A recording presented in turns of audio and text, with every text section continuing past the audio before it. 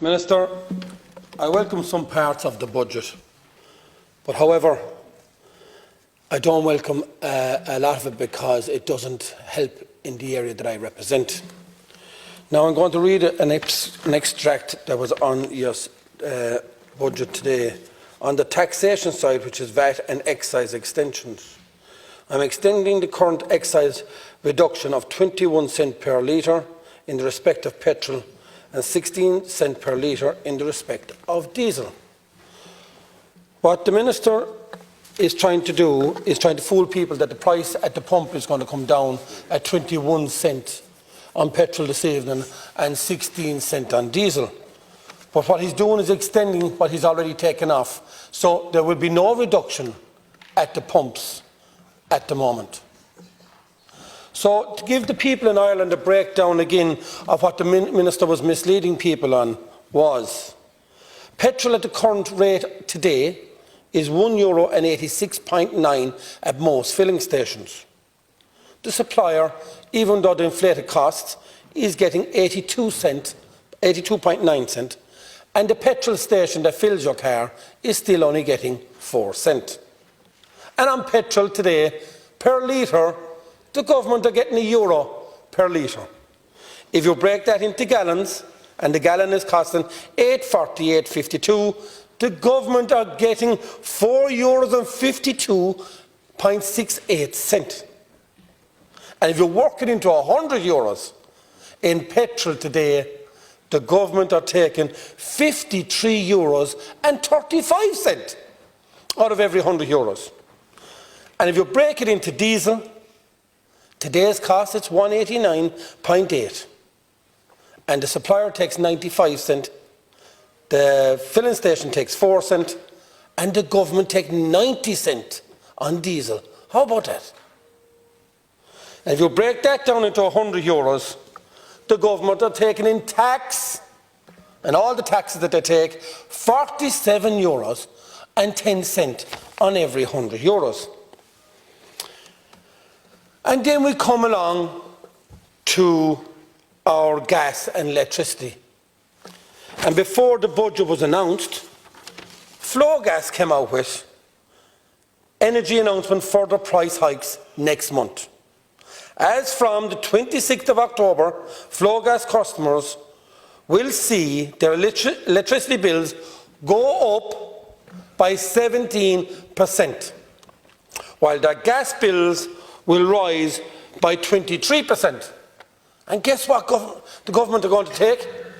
The government are going to take the 9% VAT that they are up in the government coffers this year already, even though they reduced it from 13 to 9, 4.62 billion they're up.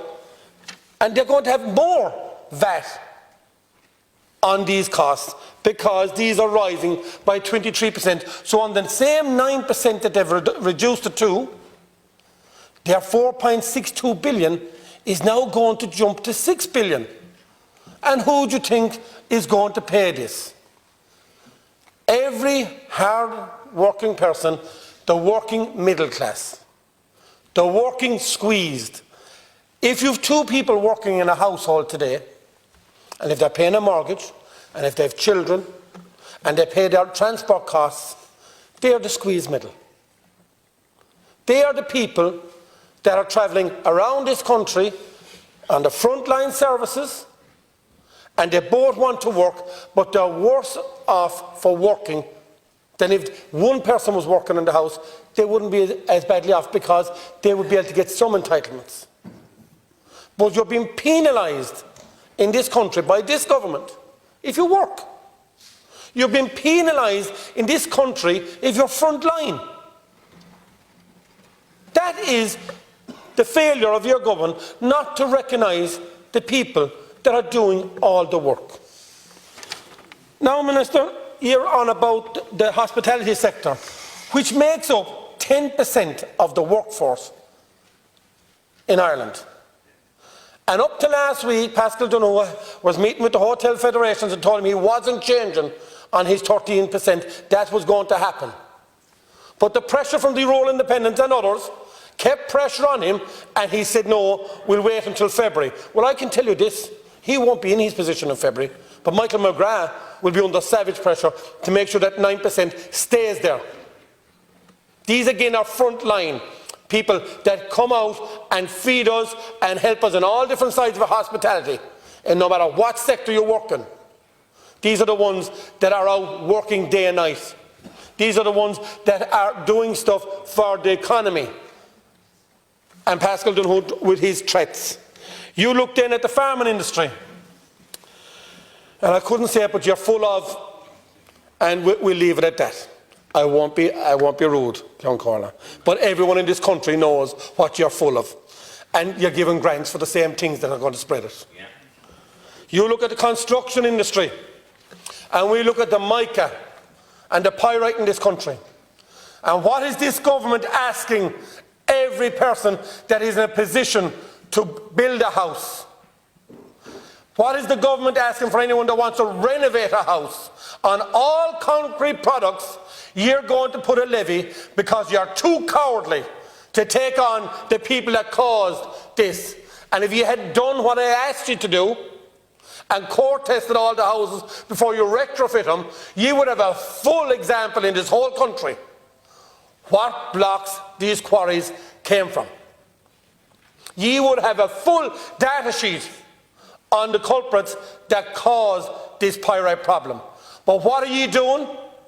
On the quarries that had nothing to do with it, you're penalising them, and on every person that wants to get on in life today, whether it's blocks, concrete, windowsills, lintels, patio slabs, whatever they want to do on all concrete products, whether it's a flower pot that you want to get, a concrete flower pot, on every product in concrete products, you want to put a levy of 10% on it. So you want the taxpayers again of Ireland, but guess again, Minister, what is on top of all these 10% levies is 23% VAT. Your famous word, the VAT. So not only you put a 10% levy on it, you're putting 10% plus 23% VAT. If it's supplied only, if it's supplied and fitted, it's 10% plus 13.5% VAT. Minister, you have screwed this country long enough. And I'm asking every person, business person, working person, and everyone in this country, please see the light before you put it out in this country. And please see the light that you need to get out of government and get out of government now before there will be no future for anyone in this country. Thank you.